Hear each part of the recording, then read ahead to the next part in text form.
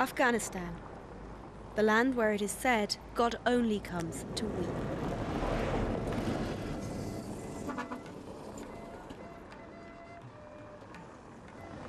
One of the world's last frontiers, Afghanistan is a place of wild beauty, but also extreme cruelty.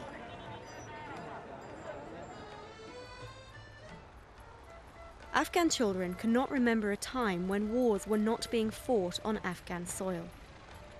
And Afghan children don't know why these wars happened. They only know that they have been born into a devastated country. One of misery, poverty, and seemingly never-ending internal conflict. Fighting is usual in Afghanistan. It's normal. They fight, they attack each other, and they kill each other. War has affected us in a way that made our lives horrible, and we lost our parents. We became orphans. Afghanistan is situated at the heart of the Hindu Kush Mountains, on the ancient Silk Route between China, Pakistan, Iran, and India. Afghans are by nature warriors, and the country has never been conquered or colonized. In 1979, Russia invaded Afghanistan and set off a chain of bloody conflicts that would last for decades. 10 years later, the Russians were defeated by Afghan resistance fighters, the Mujahideen. But then the Mujahideen commanders turned on each other and threw Afghanistan into a civil war of unprecedented ferocity. When the savage war was over, only 1/3 of the original population of 18 million remained. 6 million people had been killed, and a third again were refugees. Next came the Taliban, promising peace and stability, but whose support for bin Laden and Al-Qaeda created yet another war. The Taliban were overthrown after a US-led invasion in 2001, and Afghanistan held its first ever democratic elections. President Hamid Karzai won a landslide victory. But the initial optimism of the post-Taliban years has been superseded by a new hopelessness. Today, corruption is rife. The government is barely in control. Warlords and drug barons vie for power. Afghanistan's opium production is responsible for 95% of the world's heroin. And the Taliban are resurgent, threatening once more to destabilize the country. The notion of a carefree childhood is not something enjoyed by the majority of Afghan children. The war years saw to that. The country has one of the highest rates of illiteracy in the world. Only 25% of boys continue their education as far as secondary school, and 85% of girls cannot read or write at all. Most children have to work from a very young age to support their families financially. Spandy is a form of aggressive begging. Boys wave hot coals to ward off the evil eye, in return for a little cash. It's a rough life, and they grow up fast. Hamed is one of the Spandy boys. He took me to his house, deep in the slums of Kabul. That is a toilet. It was destroyed by the snow. And next to the toilet is the well, which is also destroyed. That room over there doesn't have any windows or a door, and it's very cold. And this window doesn't have any glass, only plastic. And the roof is also broken.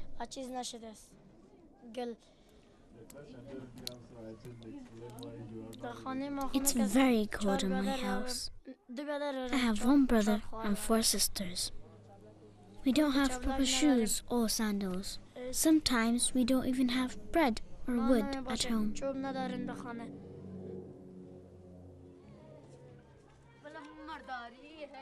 His friend Majity, another Spandy beggar, lives nearby. The day that it snowed, we didn't have any food to eat at home. We had to break a ladder to burn on the fire, just to make some tea for us. If we have wood, then we can burn it. If not, we just sit and try to stay warm. If I work and make money, then I can buy wood. I buy tea, I buy flour. I have to buy everything for the family. Do you go to school? I was in school, but I stopped going to school because I had to work as a spandi. Afghanistan is the fourth poorest country in the world. A quarter of children do not live to see their 5th birthday. Billions of dollars in aid has been spent in Afghanistan since the fall of the Taliban. But it's hard for families like these to see where it's gone or what difference it's made to their lives. I want to be a doctor. I want to treat people who are sick. And just like we are poor, there are other poor people who I want to help. There are some people that are worse than us. Some children don't even have a house to live in, and they die because of the cold. My father was a policeman, and he was carrying a pistol. All his friends were carrying their guns too, and they were chasing some robbers. He stepped on a landmine. It blew up and he lost his leg, so he can't work. I like playing football. One day when I was playing, a boy came and kicked my ball onto somebody's roof, and I couldn't get my ball back. Can you get another ball? Nope. I don't have money to buy one. Do you have any other toys, Majiti? Yes, I do. I have a small little ball. Here it is. If I bounce it on the ground, it goes high. I don't have anything else except this ball. I know that school is a very good thing. I'm like a blind person because I'm illiterate. And I know that if someone is educated, they can become a doctor or an officer, and their future will be bright. But there's no way for us to send Majid to school. I couldn't get him another job, so he does spandy, and he also begs for bread for the family. School is a good thing, but hunger and starvation are our problems.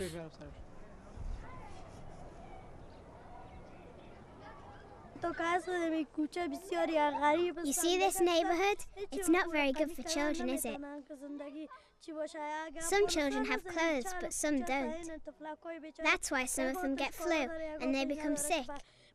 That's the condition of the children here. This is not a good place for children. You can see that it is not paved. All you can see everywhere is mud. If children run, they fall down into the stinking mud. There is nowhere for them to play.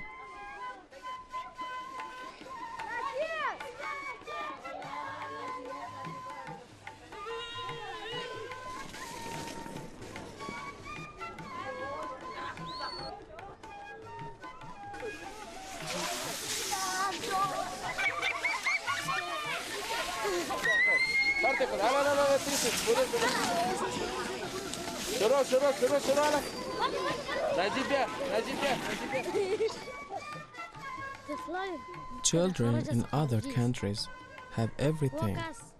They have good places to live. They have nice houses. They have parks to play in. They have all the facilities in their life. But Afghan children do not have a good place to live. See, me and my friends, in this environment where we have to live, okay? Look how dirty it is. In other countries, streets are clean, and there are nice parks for children to go.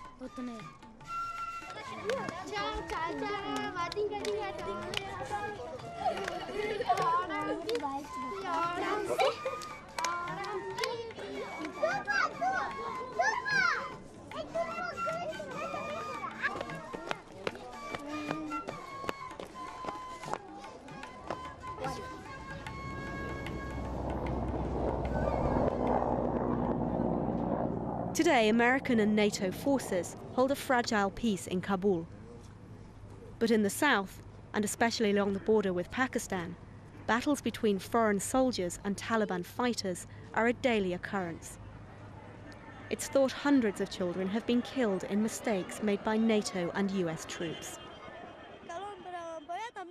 This fighting affects the lives of children.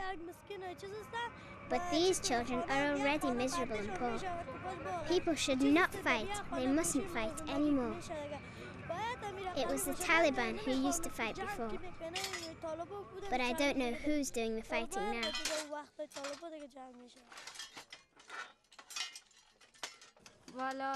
The reason why people are begging is because there is war in Afghanistan. There is bloodshed and there is looting. There is destruction of people's houses. There is stealing. All bad things are done by looters and robbers. Explosions should not happen in Afghanistan. The suicide bombers should stop doing this and attacking people. It has a big effect on the life of children in Afghanistan.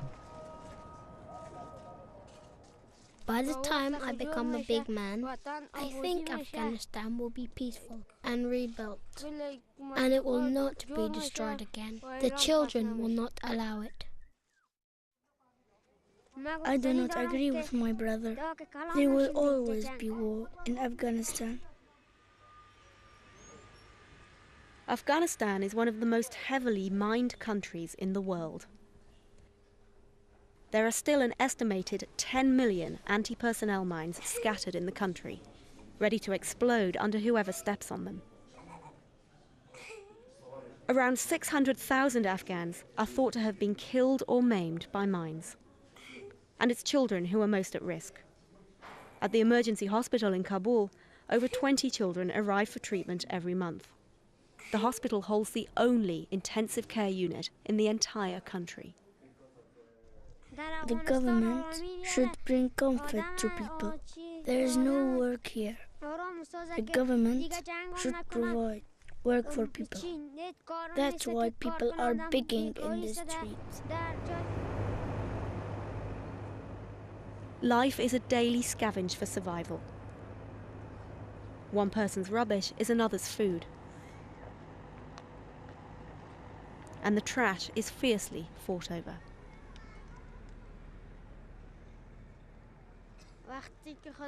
The children go to the garbage areas where people take the garbage.